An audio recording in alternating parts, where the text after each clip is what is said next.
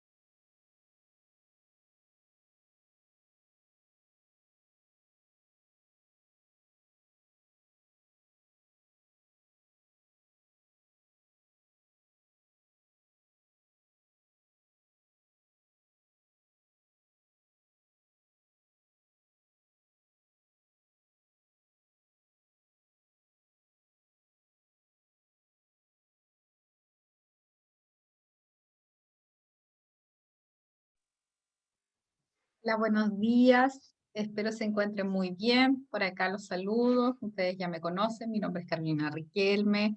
Está acá, yo estoy en Chillán, está lloviendo, pero desde anoche torrencialmente, así que mucha lluvia. Dicen que va ahora la lluvia para Santiago, así que quizás mañana ustedes van a vivir ya este fenómeno. Igual el agua siempre nos hace bien, así que bastante agradable. Vamos a esperar unos minutitos para iniciar, unos 5 minutos como siempre, a las 11:05, para esperar que se puedan conectar más compañeros e iniciar nuestra presentación. Así que ahí vamos a estar a la espera de los compañeros que se vayan integrando a este Zoom que ya corresponde al módulo 7 el día de hoy.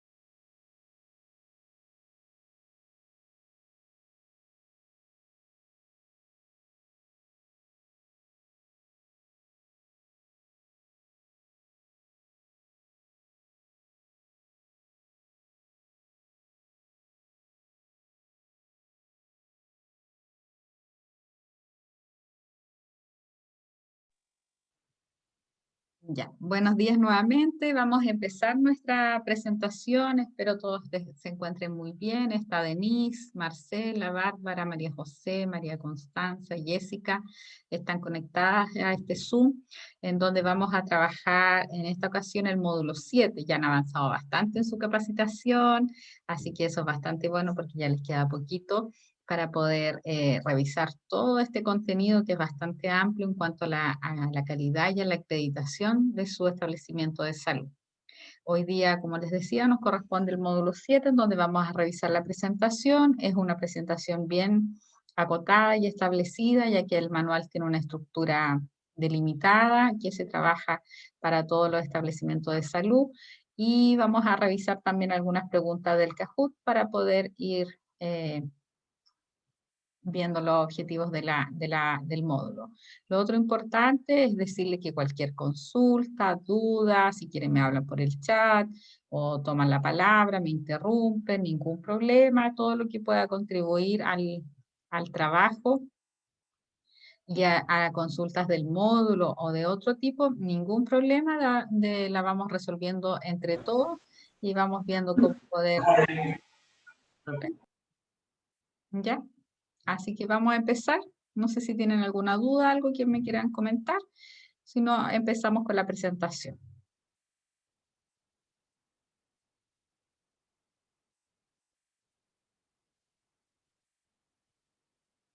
Ya. Este es el módulo 7, como les decía, en donde vamos a trabajar la estructura del manual y la pauta de cotejo de la atención abierta, que es lo que nos corresponde hoy día poder revisar. Como ustedes ya me conocen, Carolina Riquelme, quien les presenta este módulo.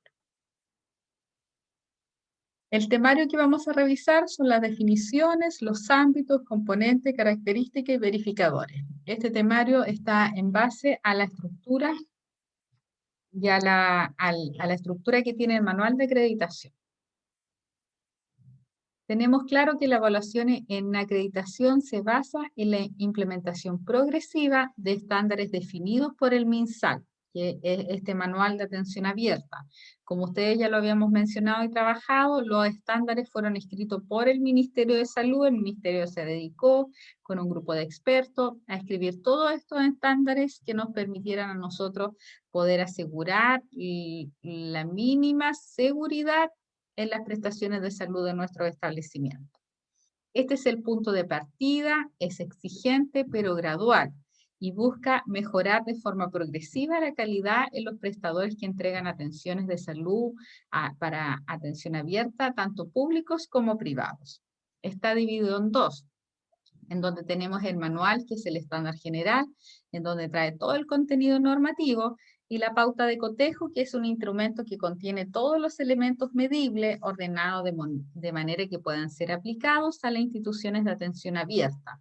La pauta de cotejo es la forma operativa. En la acreditación nosotros en el manual o estándar general conocemos el sistema, que es lo que vamos a revisar acá, nos establece todos los ámbitos, los componentes que se van a medir, pero la pauta de cotejo es lo que nosotros vamos a trabajar para poder cumplir a la acreditación. Y cuando la empresa acreditadora, yo por ejemplo voy donde ustedes como evaluadora, yo voy a trabajar con la pauta de cotejo, que es la que me va a ir diciendo lo operativo que ustedes tienen que tener y es lo que yo voy a ir revisando en el proceso de acreditación. Aquí tenemos las dos fotos, uno es el manual, utilizamos el mismo color para ambos y la otra es la pauta de cotejo del manual de atención abierta. Y esto aplica a la atención primaria, que es un estándar aplicable a la APS. Como ustedes saben, existen muchos estándares, que son 10, en donde tenemos, todo esto lo escribió el Ministerio de Salud para los diferentes establecimientos según su complejidad y su nivel de atención. Tenemos en principio, que es el último que está escrito, que es el para centro de tratamiento de consumo perjudicial de alcohol y drogas, para el estándar de atención cerrada, que son los hospitales, para hospitales y clínicas, para la atención abierta, que son las APS o los centros médicos, para atención psiquiátrica cerrada, como el Hospital Peral, para los centros de diálisis, para los servicios de esterilización, para imagenología, laboratorios, radioterapia y quimioterapia ambulatoria. Entonces tenemos toda esta disponibilidad de manuales para los diferentes centros de atención. ¿Nosotros con cuál vamos a trabajar? Con el de atención abierta, el cual se organiza por medio de ámbitos, los cuales son 9 ámbitos que se dividen en componentes los ámbitos, el ámbito del más grande, después se dividen en componentes, características, verificadores y puntos de verificación. Esta estructura es establecida porque viene diseñada por el Ministerio de Salud de la misma forma para todos los estándares. Para todos los centros prestadores viene el mismo diseño de prestación. Entonces ahí no tenemos variabilidad.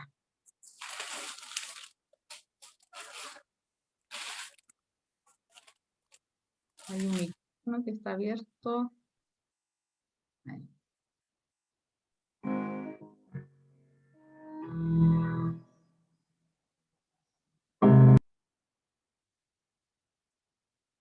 Entonces tenemos que este estándar es establecido para todos los manuales de acreditación, tenemos la misma componente. No es algo que yo pueda cambiar o que venga una empresa acreditadora y lo evalúe con algo distinto o que hagan una capacitación con otra empresa y que les presente algo distinto. No, esto está establecido, está normado para todos los centros de atención. Nuestro estándar, como yo les dije, tiene 9 ámbitos, está compuesto por 34 componentes, por 90 características. Ya el manual tiene 90 características. No todas le aplican al APS, ya no todas son aplicables al APS, sino que las que aplican al APS corresponden según las prestaciones que nosotros realizamos y nuestra cartera de servicio. Por ejemplo, si no tenemos diálisis, no nos aplican las características que corresponden a la diálisis. Son 12 características obligatorias que tienen el estándar de atención abierta para su funcionamiento. Son 12 obligatorias y esas también es lo mismo. No todas le aplican al APS, depende de la cartera de servicio. Son 549 verificadores y los verificadores se miden en los puntos de verificación que aparecen en la pauta de cotejo.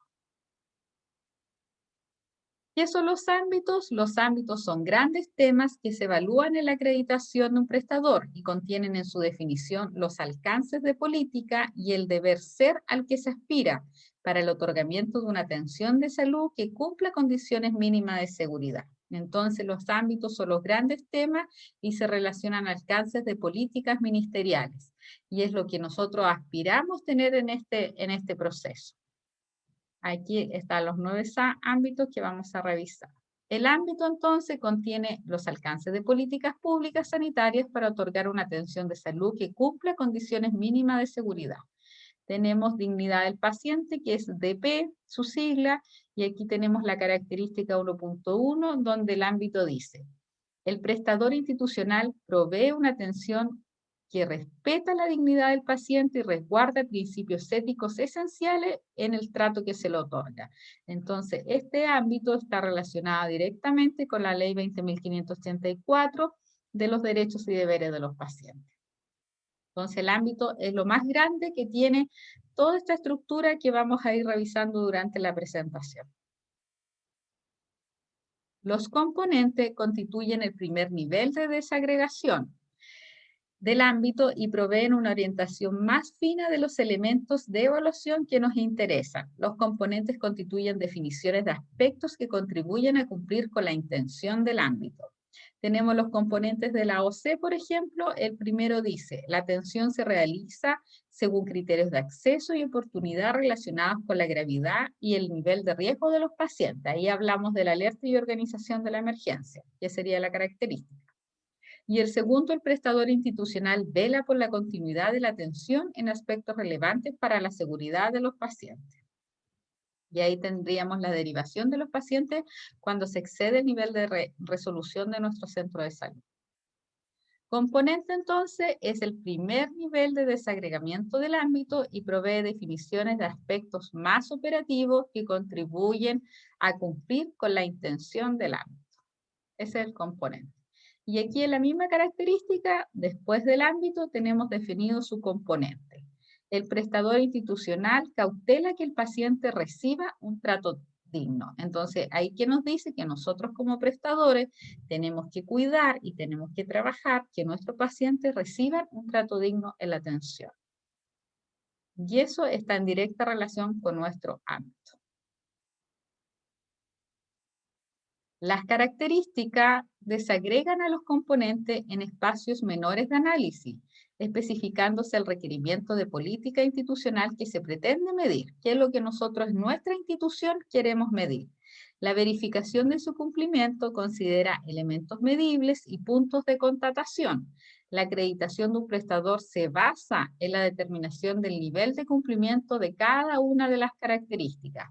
Eso significa que para acreditarnos, yo como evaluadora voy a trabajar en base a estas características que me aplican a mi prestador, porque en el total son 90, pero no todas le aplican al prestador.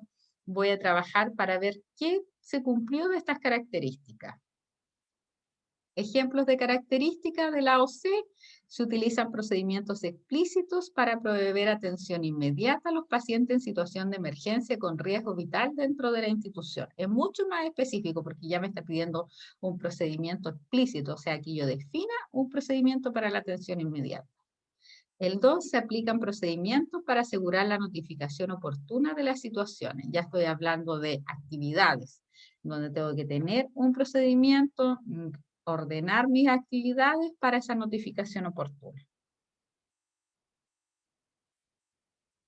Las características entonces desagregan al componente en espacios menores de análisis de la evaluación. Son los requerimientos específicos de gestión sanitaria que se evalúan en cada componente, especificando lo que se busca evaluar. Y aquí tenemos la misma característica, la de P1.1, en donde dice: existe una definición de derechos explícitos que se incorporan a las obligaciones jurídicas que la institución adquiere con cada uno de sus pacientes y que es informada por medios constatables a los pacientes que se atienden en el establecimiento. Entonces yo tengo que tener derechos explícitos. No decir, no, si yo tengo los derechos, si yo le informo los derechos, entra el paciente y yo le digo, mire, estos son sus derechos. No, me dice que tienen que ser explícitos y tengo que informarla por medios constatables, no verbalmente, porque eso no es constatable. Entonces ella me dice mucho más específico lo que yo tengo que tener en mi característica.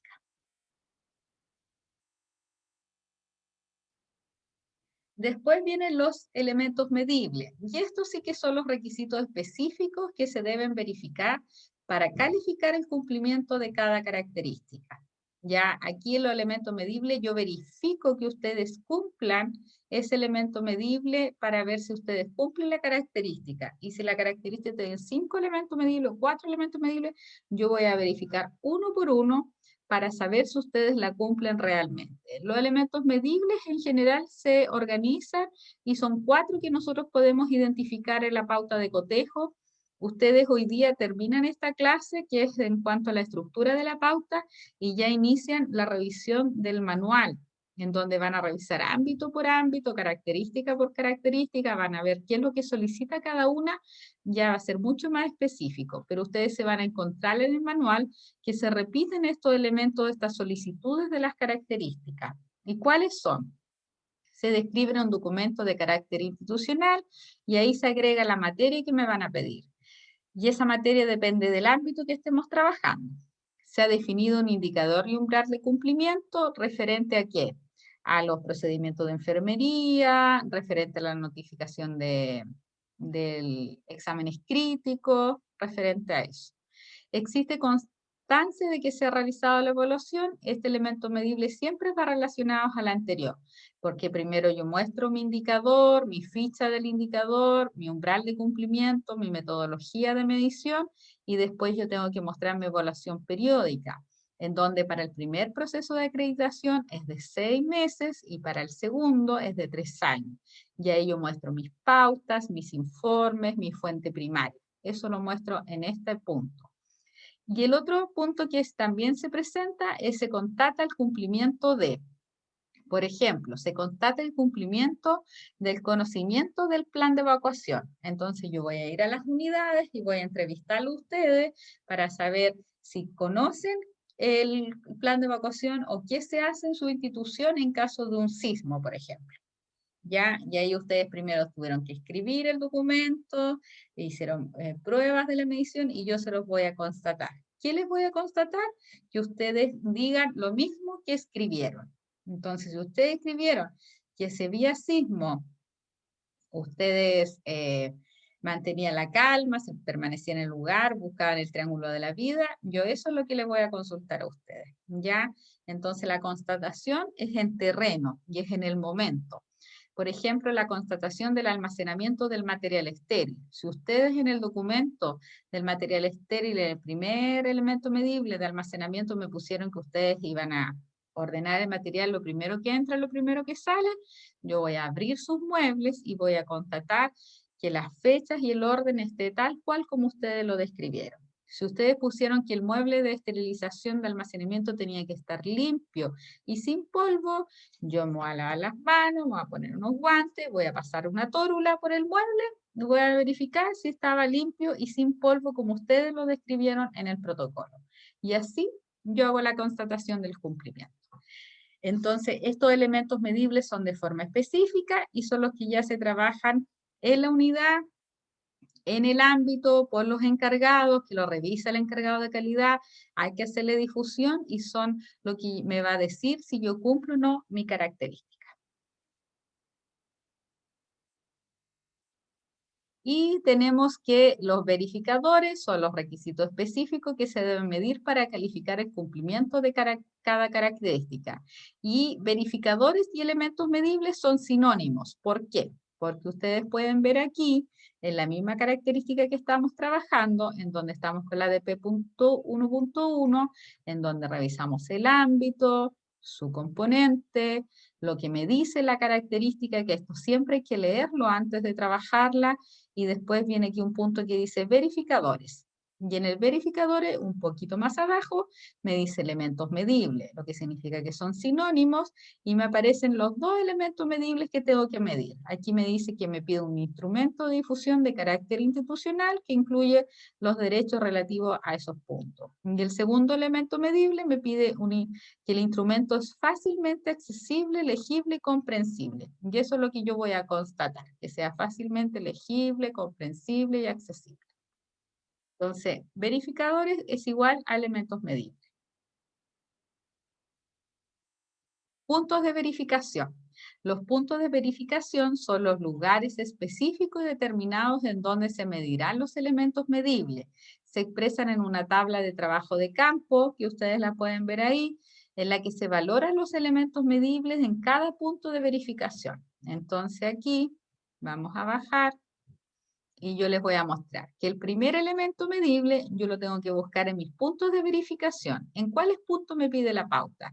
Me pide que yo busque este instrumento en el sector de acceso, en los sectores de espera de público 1, en los sectores de espera de público 2, y ahí aparecen dos asteriscos en donde me parece que se valorarán los dos con mayor flujo de pacientes. Yo voy a ir a buscar este instrumento de difusión en la urgencia, en la posta de rural y en SECOF. Entonces, donde me dicen mis puntos de verificación, yo voy a buscar mis elementos medibles si ustedes los cumplen o no. Ustedes, obviamente que van a trabajar con esto antes y ustedes se van a preocupar que el elemento medible esté en esos puntos de verificación. Y yo después voy a ir a esos mismos puntos. Entonces no hay por dónde perderse, porque lo que me dice la pauta, lo que yo tengo que hacer es lo que dice el elemento medible y dónde lo tengo que mostrar en el punto de verificación. Y yo como evaluadora, cuando vaya a su centro de salud, yo voy a ir a los lugares que me dice la pauta. Yo no tengo permitido decirle, ah, no, es que este punto tiene que estar, no sé, en toma de muestra. No, no puedo hacer eso, sino que tengo que cumplir con lo que me dice la pauta de cotejo. ¿Estamos claros, cierto? El umbral de cumplimiento se refiere al porcentaje de cumplimiento que debe alcanzar como mínimo la característica. Las características son evaluables matemáticamente con un denominador, numerador, en donde nosotros hacemos una operación, una proporción para evaluar la característica. Y cada característica tiene un umbral. Eso significa que tiene un nivel que debe cumplir según todos los puntos y los elementos medibles. Este umbral de cumplimiento viene definido aquí. Ustedes lo pueden ver, umbral de cumplimiento, y abajo en todas las características lo mismo. De esta dice, por ejemplo, la de P1.1, que hay que cumplir igual o mayor al 80%. Es bien alto el umbral, ¿ya? Hay unas que empiezan del 50%. que piden el 50%, hay otras que piden el 66.6%, hay otras que tenemos con un 75%, hay otras que tenemos con el 80%, hay otras que piden un 100%, y ahí es más difícil, ¿ya? Entonces ahí uno va viendo qué es lo que tiene que tener de cada característica.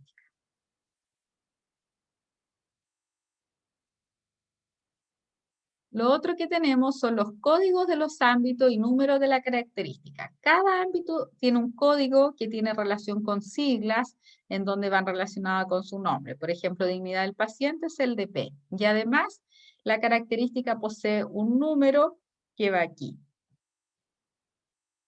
Y es el que uno ya después se lo aprende. DP, código de característica DP 1.1. Todas las características tienen un número asignado que viene descrito en el manual y determinado por el Ministerio de Salud, y el código se relaciona a su ámbito. Es por eso lo que yo les aconsejo cuando ustedes escriben los protocolos, que ojalá utilicen el código de la característica. Si bien pueden crear otros códigos, pero es más difícil porque pensemos que son 50, mínimo 50 características. Son 50 códigos que nos tenemos que aprender, más los códigos de la característica. Entonces, harta información. Lo ideal es relacionarla enseguida con el código que corresponde a su característica y que viene determinado en la pauta de cotejo. Aquí vamos a revisar los códigos de las características que son según los ámbitos. Se recuerdan que son 9 ámbitos que tiene el manual y son 9 códigos que se asignan. DP para respeto a la dignidad del paciente, CAL para gestión de calidad, GCL, gestión clínica, AOC, acceso, oportunidad y continuidad de la atención, RH, competencia del recurso humano, REF, registro, EQ, seguridad del equipamiento, INS, seguridad de las instalaciones, AP, servicios de apoyo. El servicio de apoyo es un ámbito bastante grande porque integra muchas unidades. Entonces ahí tenemos harto en el servicio de apoyo que lo podemos ver acá, en donde el servicio de apoyo está conformado por todos estos servicios, ya que son de apoyo, pero son bastante grandes y en la APS se nos da bastante estos servicios de apoyo. El primero es APL, todos los servicios de apoyo se le antepone el AP como código y después viene la letra que corresponde a su unidad. APL es laboratorio, APF farmacia, APE esterilización, APT transporte de paciente, todo lo que tiene que ver con la ambulancia, APD diálisis, que generalmente no aplica el APS, yo no conozco todavía un centro que tenga diálisis, APR radioterapia, APA o APA, que se le llama anatomía patológica. Por ejemplo, si nosotros tomamos biopsia, no tenemos una anatomía patológica en el establecimiento, pero sí compramos servicios a terceros. Y ahí existen algunas características que nos aplican de APA. APQ, quimioterapia, API, imagenología, APK, que es quimioterapia y rehabilitación kinésica, ahí nos aplica todo lo que es la sala IRA, la sala ERA, los CCR, los RBC, las RI, todas las salas de rehabilitación kinésica que podamos tener. APTR, medicina transfusional, APDS, atención de donantes, ¿ya? Entonces, sí o sí nos aplica laboratorio, farmacia, esterilización, transporte de paciente, APA, APK, nos aplican a nosotros como atención primaria estos servicios de apoyo. ¿Y qué es lo que nosotros en la organización del trabajo para lograr una acreditación? Porque como ustedes saben, esto no se logra solamente por el encargado de calidad. No es el único que va a llevar el proceso de acreditación, sino que tiene que ser en conjunto con los integrantes y los líderes de estos servicios. Ya pueden haber encargados de ámbito, puede haber un encargado del ámbito de servicios de apoyo, pero sí tiene que involucrarse, por ejemplo, el encargado de laboratorio. Tiene que participar. El químico farmacéutico de la farmacia tiene que estar en este equipo porque tiene que implementar todas las características con su equipo de farmacia, con sus técnicos, cuando llega un médico, tiene que trabajar el químico con su equipo. Tiene que participar el encargado de esterilización porque todo lo que hay que implementar en esterilización tiene que ser liderado por el encargado. Tiene que haber un encargado del transporte de pacientes, de cuidar la ambulancia, de revisar los mantenimientos, de hacer el checklist del carro sanitario, de verificar que esté el oxígeno, de verificar la fecha de vencimiento de todos los insumos que van arriba de la ambulancia, de que cumplir el kilometraje para su mantención, ver el tema de la revisión técnica, verificar que el extintor esté vigente. Entonces tiene que haber alguien a cargo de este tema para poder cumplir con las características de calidad. Para kinesioterapia y rehabilitación igual, tiene que participar el equipo de la sala de rehabilitación, porque cuando yo los voy a evaluar a ustedes, yo no voy a hablar de farmacia con el encargado de calidad. Yo voy a hablar con el químico farmacéutico, con los técnicos que están en la unidad. En rehabilitación no voy a hablar con la directora del establecimiento cuando los voy a evaluar, ni con el encargado de calidad. Yo voy a hablar con los kinesiólogos que están en la sala y a ellos yo les voy a preguntar, ¿cómo haces tú el tema de la ficha clínica? ¿Cómo haces tú el tema de, en caso que un paciente le dé un infarto? Y si hay un sismo, ¿qué haces tú aquí en la sala? Si tienes a tus pacientes conectados, los tienes con luz, los tienes con máquina. Si se cae un paciente acá en la sala, ¿qué haces tú? Si hay una broncoaspiración en una kinesioterapia, ¿qué haces tú?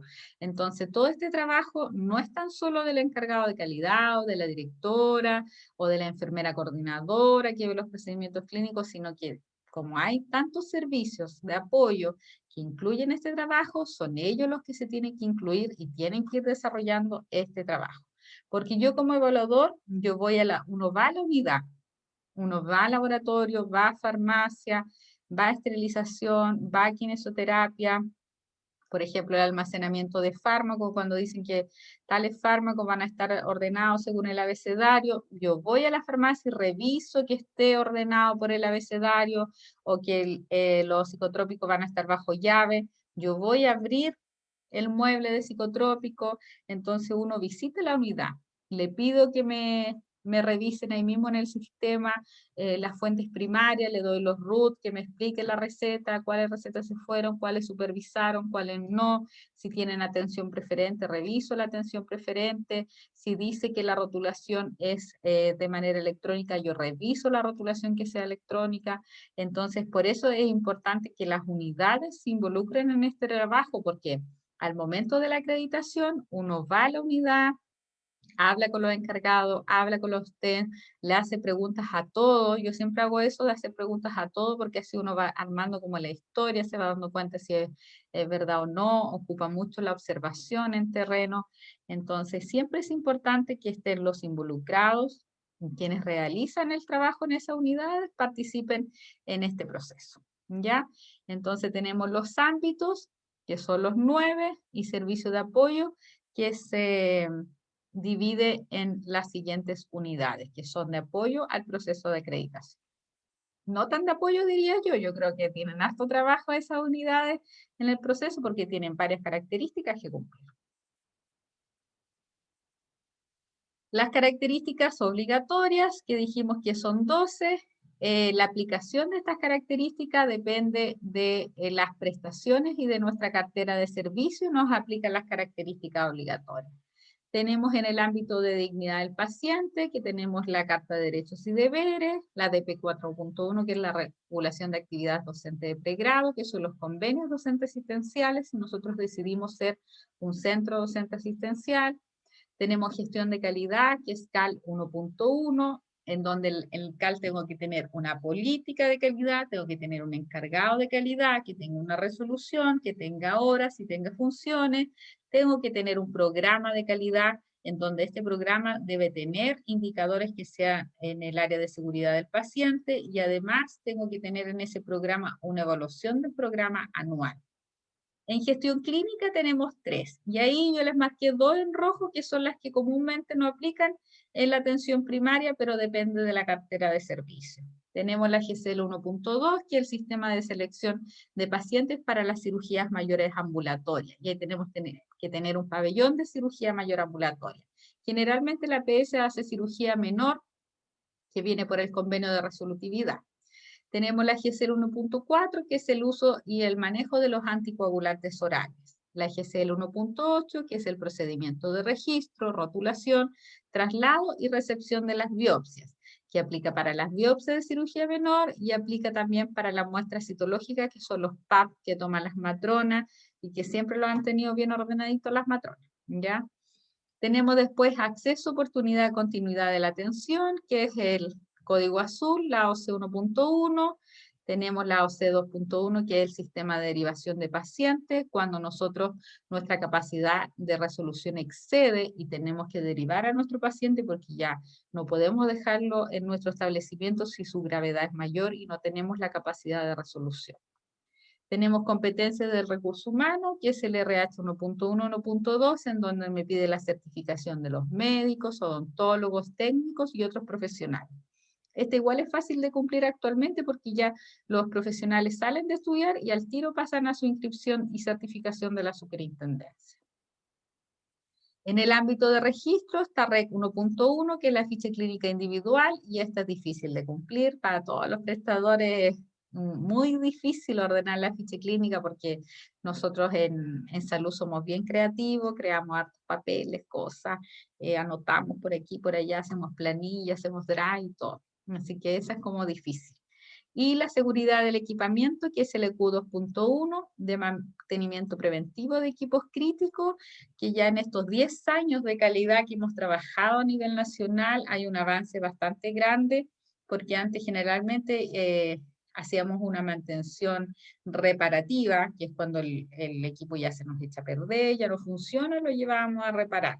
Pero actualmente estamos trabajando, estamos dejando recursos para poder generar estas cartas GAN de mantenciones preventivas y que nuestros equipos estén anualmente siendo atendidos y revisados para asegurar una prestación. Y ahí también entra el tema de supervisión de las unidades, de los distintos sistemas del carro de paro, de todas cosas que antes no hacíamos mucho, ya de la revisión de los vencimientos. Entonces ya hemos trabajado una cultura organizacional en donde estamos buscando mantener preventivamente el funcionamiento de nuestras unidades, equipos, vehículos, todo. Así que ahí tenemos las 12 características obligatorias que aplican a la atención primaria.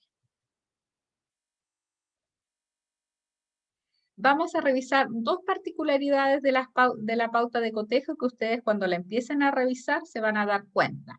Aquí tenemos la característica, por ejemplo, de P1.2, donde dice: el prestador institucional desarrolla actividades relacionadas con la gestión de reclamos. Tenemos el código de la característica, que es de P1.2, el umbral de cumplimiento, que es bastante alto, me pide el 100%, esta característica es bien alto su umbral. Tenemos los verificadores o elementos medibles, tiene 3 esta característica. Los puntos de verificación, que son dirección, sectores de espera de público, toma de muestra, urgencia, posta rural y SECOF. Ya, ¿qué pasa cuando me aparecen estos cuadraditos así de forma gris? Ya que así se presentan en la pauta de cotejo, ustedes los van a ver cuando trabajen con ella, cuando esté achurado en gris. ¿Qué pasa con esto? Este achurado en gris significa que no aplica y que yo no puedo pedir el elemento medible en ese punto de verificación. Por ejemplo, el primer elemento medible de la característica de P1.2 me pide: se describe en un documento de carácter institucional el procedimiento de gestión de reclamo. ¿Dónde tengo que pedir yo y dónde ustedes tienen que trabajar ese procedimiento y tienen que tenerlo? Es en dirección o gerencia del prestador. Pero ustedes no es necesario que lo tengan en los sectores de espera público, en toma de muestra, en urgencia, en posta rural y en SECOF.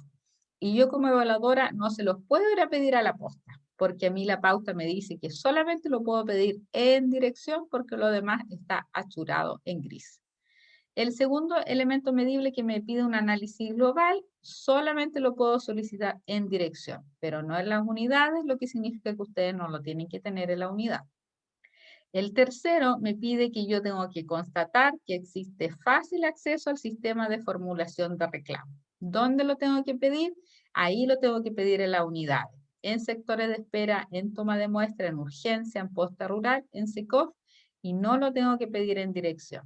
Entonces ahí yo voy a ir a la toma de muestra y va a estar el técnico de toma de muestra, por ejemplo, y le voy a decir: cuénteme, si yo quisiera hacer un reclamo, ¿cuál es el procedimiento, cuál es el proceso que se hace en este establecimiento de salud? Y ahí el funcionario me tiene que contar, me tiene que decir lo mismo que se escribió en el documento arriba. Entonces, si me dicen, no, es que nosotros tenemos buzones, tenemos aquí una cajita, usted escribe el reclamo y lo pone en la cajita, pero en el documento decía que era online y que no era ya escrito, ahí yo le voy a decir que no cumple. No se lo voy a decir al prestador, porque uno no dice las observaciones durante la constatación en terreno, sino que uno solamente se lleva la información. Y después cuando yo haga el informe le voy a colocar que no cumple. Entonces, si el documento me dice que tienen un formulario de solicitudes ciudadanas en urgencia, y yo voy a urgencia, entrevisto al administrativo del SAPU y me dice que sí, que tienen un formulario de solicitudes ciudadanas, y yo le digo, a ver, muéstrame el formulario. Y me lo muestra, me dice el código, los números, cómo hace el proceso, cómo se lo envía a dirección o al encargado de OIR, y ahí yo voy a constatar que se está haciendo lo mismo que se escribió en el primer elemento medible. Y ahí cumpliría esa característica. Entonces, cuando esté achurado en gris, significa que no tenemos que trabajarlo en ese punto de verificación y que la empresa no me lo va a solicitar. Vamos a ver otro ejemplo, que son en seguridad de las instalaciones, la característica INS 2.1. Aquí tenemos otro ejemplo en donde tenemos también lo mismo. Esta característica tiene su código que es INS 2.1, su umbral de cumplimiento es igual o mayor al 75%. Tenemos que tiene 1, 2, 3, 4 elementos medibles, tiene 1, 2, 3, 4, 5, 6, 7, 8, 9, 10 puntos de verificación. Es bastante grande. Esta es del plan de evacuación. El primer elemento medible me dice si se ha designado un responsable institucional del plan de evacuación. ¿Dónde lo voy a revisar yo? En dirección, pero no puedo ir a Dental a pedirlo. El segundo me dice que tengo que tener un plan institucional de evacuación que contempla todos esos requisitos, atributos que tiene que tener. Y yo tengo que revisar que el plan tenga todos esos atributos. ¿Y dónde lo voy a pedir? En dirección, en pabellón de cirugía mayor ambulatoria. Si ustedes no lo tienen, no aplica. Procedimiento endoscópico no aplica. En dental sí, en urgencia, en quimioterapia si no tienen, no aplica. En diálisis no aplica. Sectores de espera del público, las consultas ambulatorias y en toma de muestra. El tercer elemento medible me pide constancia de que se ha ejecutado anualmente los simulacros y o simulaciones del plan de evacuación. ¿Dónde lo tengo que pedir? En estos puntos de verificación. No lo puedo pedir en dirección y no es necesario que ustedes lo tengan en dirección. Y después me dice que tengo que constatar que el personal entrevistado tenga conocimiento de los aspectos generales del plan de evacuación. Y ahí, ¿qué voy a hacer yo? Yo voy a preguntar, voy a decir, ¿cuántos funcionarios hay en dental? No, son 15 más o menos ya. Entonces, por lo menos yo voy a entrevistar a 10. ¿Cuántos funcionarios en toma de muestra? Hay 3. Entonces, sí o sí voy a entrevistar a los 3, porque son muy poquitos, ¿ya? Por lo menos por cada unidad, aunque si tiene poquitos funcionarios, son mínimo 5. ¿Cuántos funcionarios en SAPU? No hay 10. Ya voy a entrevistar a 7, 8 por ahí. Entonces, ahí yo voy a ir a esos puntos de verificación, a esas unidades, les voy a preguntar qué hacen ustedes en caso de sismo o en caso de incendio o en todos los casos y voy a yo a constatar que ustedes me digan lo mismo que el plan de evacuación. Yo una vez en un prestador estaba evaluando el plan de evacuación, entonces el prestador tenía su plan de evacuación y era un centro súper chiquitito, entonces por ejemplo en caso de incendio ellos gritaban, incendio, incendio, incendio, sector tanto, y ahí se activaba la alarma y activaban una alarma, pero gritaban primero para dar la alerta. Ya, en caso de inundación igual, inundación, inundación.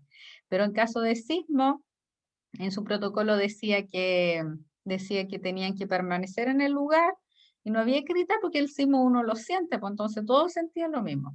Entonces yo los entrevistaba y como uno se enreda con las entrevistas, después me decía, ya, ¿qué hace usted en caso de sismo? Y todos gritaban, sismo, sismo, sismo. Yo le decía, pero ¿para qué gritas si todos sienten el sismo? Entonces no era necesario, pero se confundían entre el incendio, entre la inundación y el sismo, y al final todos me contestaban que gritaban sismo.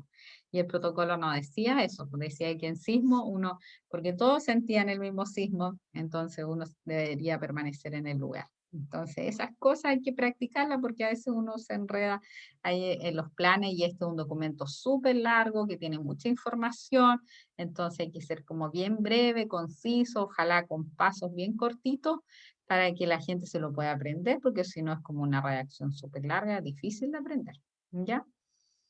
Entonces tenemos claro que cuando esté estructurado, nosotros no vamos a solicitar el elemento medible donde esté en gris. Entonces ahí tenemos la primera particularidad de la tabla, de la pauta de cotejo, y la segunda, que yo creo que ya la habían visto, por ejemplo, aquí está el GCL 1.3, en donde aparecen en los puntos de verificación, aparecen números. Estos números se relacionan con lo que dice el elemento medible. Este elemento medible tenemos que el código de la característica es GCL 1.3, es del ámbito de gestión clínica, el umbral de cumplimiento es igual o mayor al 75%, tiene 3 verificadores y tiene 3, 4, 5, 6, 7 puntos de verificación. Me dicen el primer elemento medible que tengo que tener un documento que describa los procedimientos de 1, instalación de catéter urinario, 2, instalación de vía venosa, 3, administración de medicamentos CB, 4, inmunización y manejo de cadena de frío, 5, curaciones complejas. Si yo me voy a la sala de procedimiento de enfermería, que todos tenemos sala de procedimiento de enfermería en la PS, me dice que tengo que tener el 1, el 2, el 3 y el 5. Eso significa que es este 1, instalación de catéter, 2, instalación de vía venosa, 3, administración de medicamentos B y las curaciones complejas. Si me voy a vacunatorio, me dice que solamente tengo que tener el 4, que significa el 4, inmunización y manejo de cadena de frío. Si me voy a la posta, me dice que tengo que tener el 1, que es instalación de catéter, el 4, inmunizaciones y el 5, curaciones complejas. Y en SECOF me pide el 4 y el 5. Entonces, cuando me aparece en la pauta de cotejo estos números, se relacionan con lo que me pide el elemento medible. Después me pide un indicador y umbral, que ahí yo puedo hacer un indicador según yo lo decida para cada punto de verificación, y una constancia que sea realizada la evaluación, que es en relación al indicador que yo elabore. Así que esas son las dos particularidades o cosas extrañas que podríamos encontrar y que debemos saber para nosotros trabajar con la pauta de cotejo.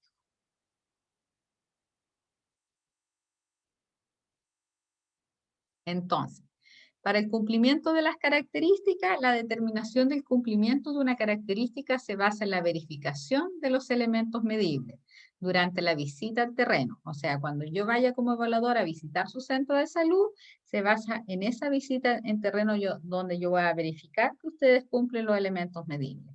Esta demostración puede realizarse a través de revisión de documentos o mediante la observación de procesos en terreno, según esté establecido en este manual. Entonces, generalmente el primer elemento medible es revisar un documento y después ya vienen, ya sea el umbral, el indicador, la contratación o entrevistas, ya es un trabajo en terreno. No son aceptables como evidencia las descripciones verbales, declaraciones de cumplimiento u otros fundamentos no comprobables. Entonces, por ejemplo, si yo voy a su centro, usted me dice, no, es que nosotros no hacemos kinesioterapia respiratoria. No hemos hecho en todo el año, porque como no hubo campaña de invierno, estuvo todo súper tranquilo, no hicimos kinesioterapia en todo el año. Yo les voy a creer. Está bien, yo sé que ustedes son honestos, que están trabajando en esto, pero el sistema de acreditación no acepta las declaraciones verbales, sino que tienen que ser comprobables. Entonces yo le voy a decir, ya, sí, no, ningún problema, yo creo que no se hicieron, pero muéstrame entonces los REM de los 6 meses anteriores, en donde aparece la sala aire, la cera aérea y la actividad de kinesioterapia respiratoria, muéstremelo que diga 0, que no se realizaron. Y ahí cuando sacan los REM, que me ha pasado, generalmente aparece 1, aparecen 5 en un mes, entonces ahí ya tengo que yo estar preparado cuando yo voy a decir que algo no aplica, que no se realizó, que no se hizo, yo tengo que tener mi fundamento preparado, porque uno como evaluador se los va a solicitar. Por ejemplo, cuando uno compra terceros, mamografía o biopsias, por ejemplo, o rechazo de los PAP, y me dicen, no, es que nosotros este año no nos han rechazado ningún PAP. Entonces, ¿yo qué les pido? Bueno, tienen que mostrarme un correo del servicio de anatomía patológica donde usted trabaja, o un informe, o un memorándum que diga que este año, del enero a junio 2020, no existieron rechazos de PAP del establecimiento de salud La Estrella de Belén, que es el que siempre se usa en los cursos. Entonces, todo tiene que ser comprobable. Ustedes me tienen que mostrar un documento. Si ustedes me dicen que no se hicieron biopsias, me tienen que mostrar el REM, donde aparece la biopsia, me tienen que mostrar un certificado de anatomía patológica del laboratorio que compran servicio que diga que no recibieron muestra, o un informe de finanzas en donde no se canceló ninguna muestra durante el año 2020, por ejemplo, en los 6 meses que equivale a su primera acreditación. Todo debe ser comprobable, ninguna descripción verbal. Por más que todos digamos la verdad, y que yo también les creo a los prestadores, si generalmente nunca nos dicen mentiras, porque no se puede en este proceso, uno les cree, pero sí, siempre tienen que tener la comprobación. Y eso yo le aconsejo a los prestadores que están trabajando para acreditarse, que lo tengan desde antes, que no esperen a que venga la empresa y se los pida, porque da mucho más tranquilidad. Y uno se da cuenta cuando los prestadores están bien preparados, porque generalmente uno le dice, pero a ver, muéstreme el REM, y ya lo tiene listo. Mire, aquí está el REM de enero, febrero, marzo. O mire, Anatomía Patológica nos mandó este centro médico de mamografía, nos mandó este certificado. Entonces, siempre es aconsejable que estén preparadas desde antes. La evaluación considera tanto una medición contemporánea, que es en el momento, y también retrospectiva, que son los 6 meses hacia atrás que tenemos que medir en la primera acreditación. Hay una retrospectividad de 6 meses y en la segunda una retrospectividad de 3 años. Entonces, siempre esta evaluación va a ser en el momento, lo que yo vea ahí, por ejemplo, cuando voy a esterilización, cuando voy a la sala de procedimientos veo los antisépticos desinfectantes, cuando voy a la farmacia y veo el almacenamiento de fármacos, o reviso una gaveta y ahí encuentro 10 fármacos vencidos. Entonces, eso es contemporáneo y es en terreno, o cuando le hago la entrevista. Y la otra son la que corresponde a la medición de los 6 meses, que es la primera retrospectividad, que es la que ustedes se van a someter en este proceso. Vamos a ver ahora, ya vimos la estructura de nuestro manual, que tiene ámbitos, componentes, características, verificadores, tiene umbral, tiene códigos, puntos de verificación, pero ahora vamos a ver cómo se evalúan estas características cuando ustedes la trabajen o cuando uno pueda asistir como evaluador a su entidad. Para el proceso de acreditación, a estas características se les da un puntaje, ¿ya? Que lo vamos a ver a continuación y vamos a aprender a hacer el ejercicio. El primer valor asignado es el no aplica, y es el que se hace al principio. Cuando uno va a evaluar una característica, enseguida evalúa este valor. ¿Qué significa? Es cuando el prestador no dispone de la unidad o servicio que da nombre a la columna, o cuando el prestador no realiza la prestación o prestaciones señaladas en la característica, y ahí nosotros le colocamos que no aplica. Y la sacamos automáticamente porque eso es como que no se utiliza para la evaluación. Porque como no aplica, no está la unidad o no se realiza la prestación. Para efectos del cálculo de cumplimiento, las celdas con valor no aplica no se consideran ni en el numerador ni en el denominador.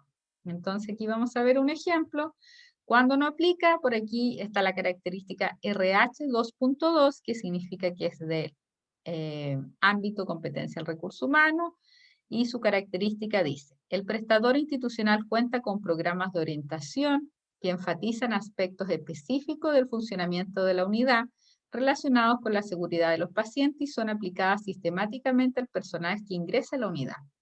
Código de la característica RH 2.2. Umbral de cumplimiento mayor o igual al 75. Verificadores de elementos medibles tiene 2 y puntos de verificación tiene 1, 2, 3, 4, 5, 6, 7, 8, 9, 10. Ya, el primer elemento medible me pide un documento con el programa de orientación que enfatiza en temas relacionados con la seguridad del paciente y que por lo menos considera a los médicos, matrones, enfermeras, técnicos, paramédicos. Por ejemplo, yo voy a su centro de salud y ustedes me dicen, no, es que nosotros no tenemos pabellones de cirugía mayor ambulatoria, y eso también se declara en el informe de autoevaluación, que es cuando yo voy a solicitar la acreditación, ahí yo coloco mi cartera de servicio.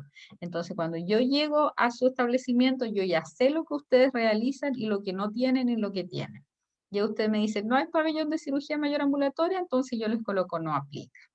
Después voy a diálisis, les pregunto, ¿tienen diálisis? No, no aplica. Quimioterapia tampoco tenemos, no aplica.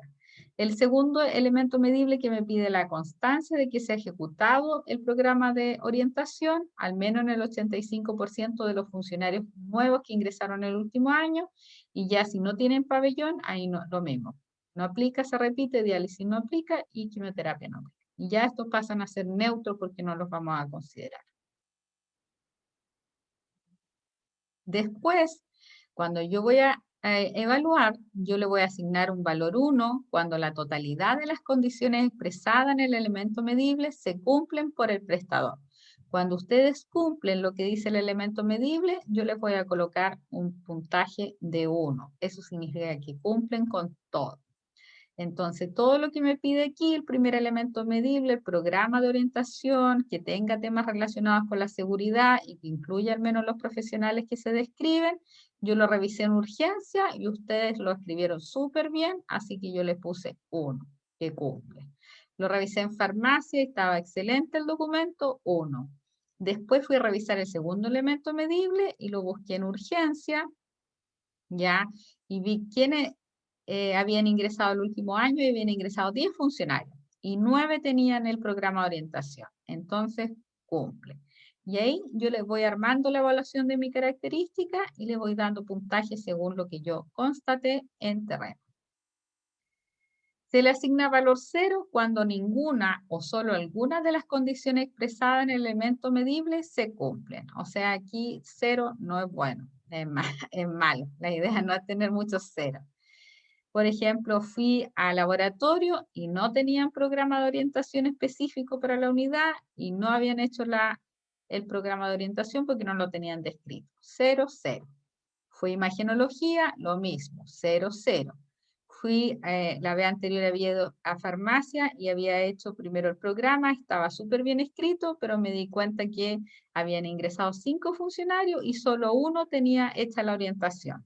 No cumplió con el porcentaje que era del 85% y se le asigna el 0 porque no cumple. Y así se va evaluando toda la característica. Esta evaluación a veces no es tan ordenada como que yo hiciera todos los puntos y todos los elementos en toda la característica.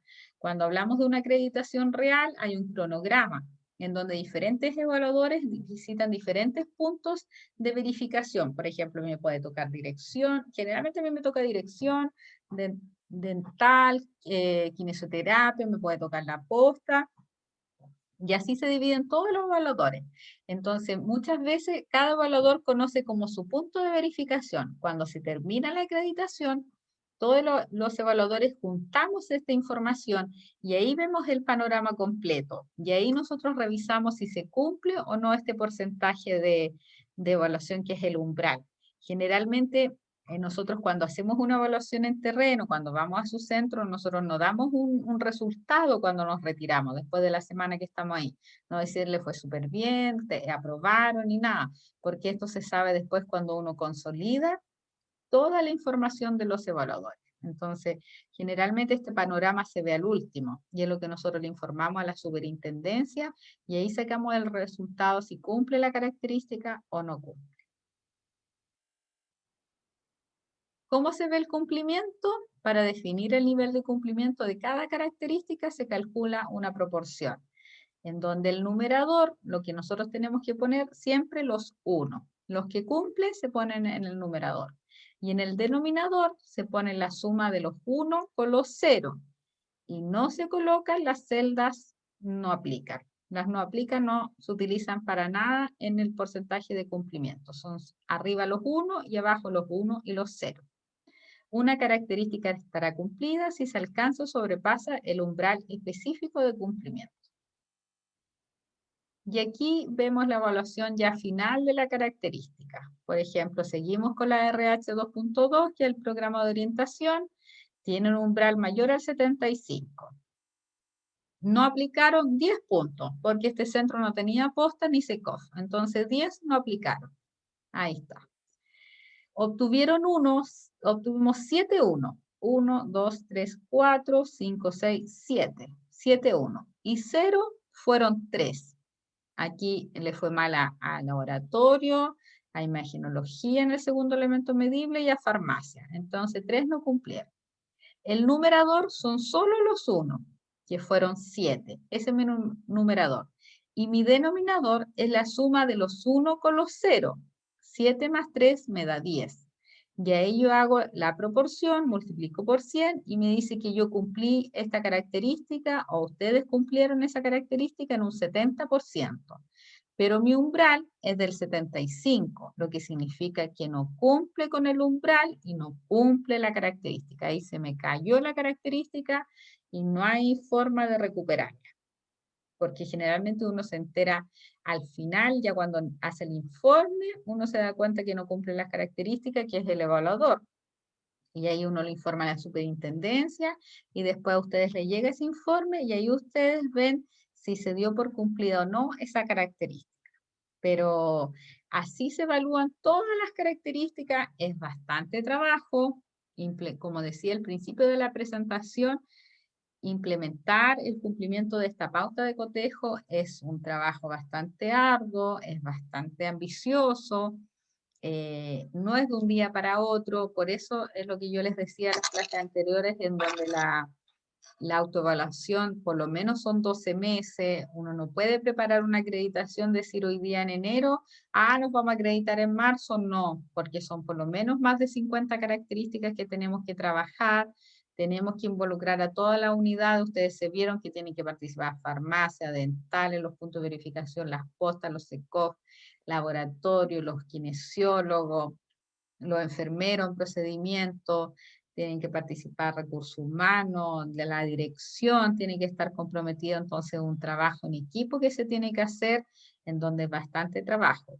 Yo lo que les recomiendo esta metodología de evaluación que yo les puse ahora de los 1, los 0, no aplica cuando ustedes hagan más avanzado y puedan hacer evaluaciones cruzadas, en donde, por ejemplo, viene un equipo de otro centro, o un equipo, forman un equipo evaluador del mismo centro y empieza a revisar las características. Entonces uno cuando hace ese ejercicio, uno evalúa las características de esta forma y puede saber si anda cercano el cumplimiento al umbral que me pide. Y puedo tener una fotografía de mi cumplimiento y si estoy preparado para acreditarme o no.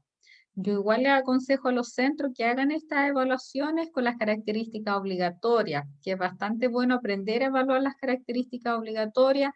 Ustedes igual ya lo van a revisar en los próximos módulos cuando vayan apareciendo según los ámbitos y hacer esta evaluación con la pauta de cotejo, con 0, con 1, y ahí uno va haciendo un orden y va sacando una radiografía, digámoslo así, de lo que he trabajado, de lo que me falta por trabajar, de lo que tengo que colocarle más empeño y poder involucrar a todos los funcionarios, porque el manual son 90, imagínense no aplicar a las 90, nos aplican solo más o menos entre 50 y 58, depende de nuestra cartera de servicios, y es harto trabajo.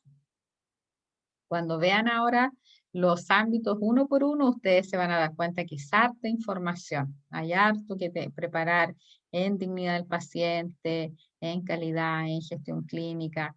Entonces, por eso es importante que este trabajo sea un compromiso de todos los funcionarios, porque eso es lo que me da después el nivel de cumplimiento. Y algo que yo comparto con todos los equipos, que ustedes los pueden ver acá, que la calidad de una organización tiene sentido solo si para cada individuo tiene sentido. Eso quiere decir que todos los individuos que participan en este proceso, que son parte de la unidad, desde el centro de salud, la dirección, encargados de programa, jefes de unidad, encargados de ámbito, tienen que participar en la calidad, porque de lo contrario, solo el encargado de calidad no es capaz de sacar este proceso. Tiene que ser en conjunto, porque es súper ordenado. Ustedes vieron ahora el manual, es una estructura establecida, todas las características ustedes se van a dar cuenta que son iguales, tienen el mismo formato, pero es harto trabajo. Cada elemento medible es un trabajo. Entonces ahí tienen que estar todos comprometidos porque de lo contrario es difícil obtener la acreditación y lograr ese trabajo. Por lo menos hay que trabajar un año bien ordenadito, 3 meses escribir protocolo, otros 3 meses empezar con los indicadores, 6 meses midiendo indicadores, hacer evaluaciones cruzadas, conocer el manual, designar responsables, hacer entrevistas. Entonces, harto trabajo para los prestadores, aparte de todo lo que tenemos que hacer, pues si todo es lo mismo. Todos tenemos que llevar todos los indicadores, las mediciones, ahora la trazabilidad, ahora tenemos que vacunar, así que hay harto trabajo para los establecimientos. No sé si tienen alguna observación, comentario, consulta que me quieran realizar. Están ahí la disponibilidad para todos para que puedan hacer alguna consulta.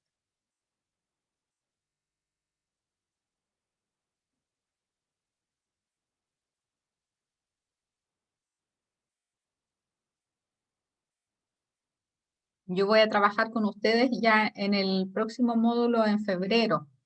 El 9 de febrero me parece que me toca a ustedes, sería el último módulo ya que trabajo con ustedes. Así que traten de juntar sus consultas o dudas, no duden en hacérmelo por el chat y todo. ¿Y les parece ahora que juguemos al Kahoot para que revisemos? Tengo que decirles sí que en la sesión de ayer y la del día de la mañana el Kahoot ha estado súper loco, ha cambiado un poco las palabras, las cosas. Por ejemplo, los alumnos han contestado correctamente, pero el Kahoot se los coloca como que contestaron mal. Así que para que estén claros. Ayer alegaban los chiquillos, pero nada que hacer, po. Era el Kahoot que estaba así.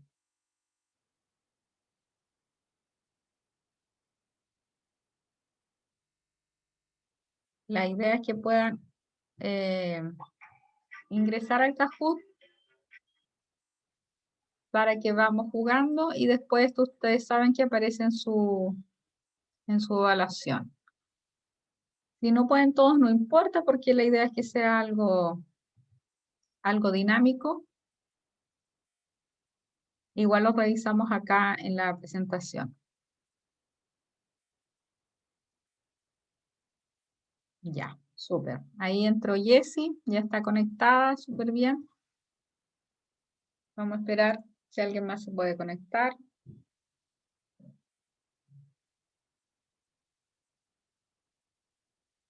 Bárbara, bienvenida Bárbara, qué bueno que se pudo conectar.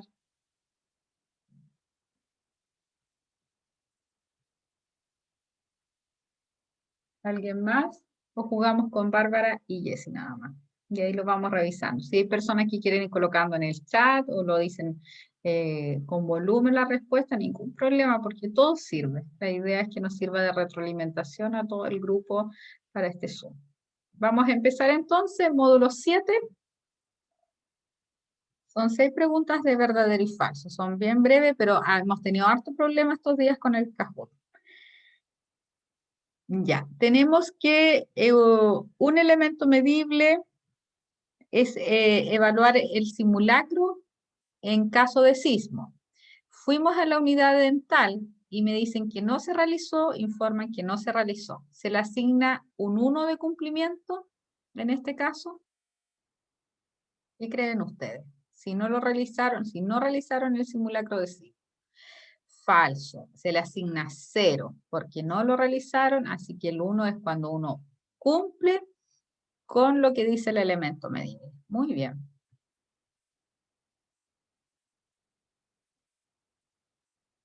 Verdadero y falso, el manual de atención abierta tiene 9 ámbitos y 90 características donde todas le aplican a la atención primaria. Verdadero y falso. El manual de atención abierta tiene 9 ámbitos y 90 características donde todas le aplican a la atención primaria. Falso. No todas le aplican a la atención primaria, ya porque depende de nuestra cartera de servicios.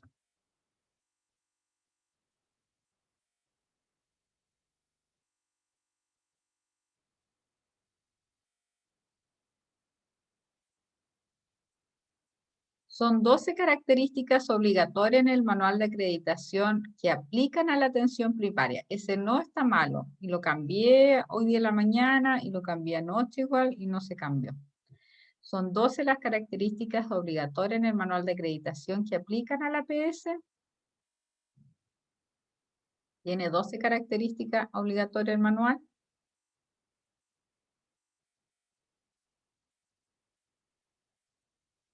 Verdadero. Muy bien. Verdadero porque son 12 características que tiene el manual.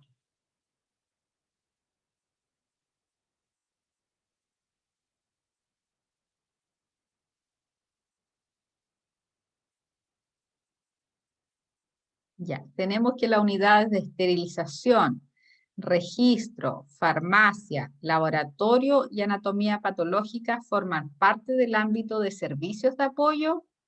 Forman parte del ámbito de servicios de apoyo. A Bárbara se le cerró el juego. No, se anda súper complicado, Bárbara, el juego del Kahoot.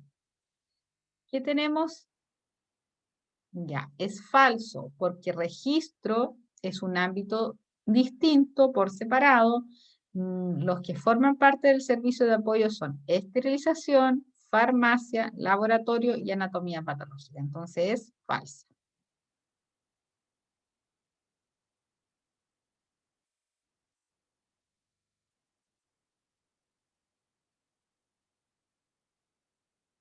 Las características son el primer nivel de desagregación del ámbito y proveen una orientación más fina de los elementos de evaluación requeridos.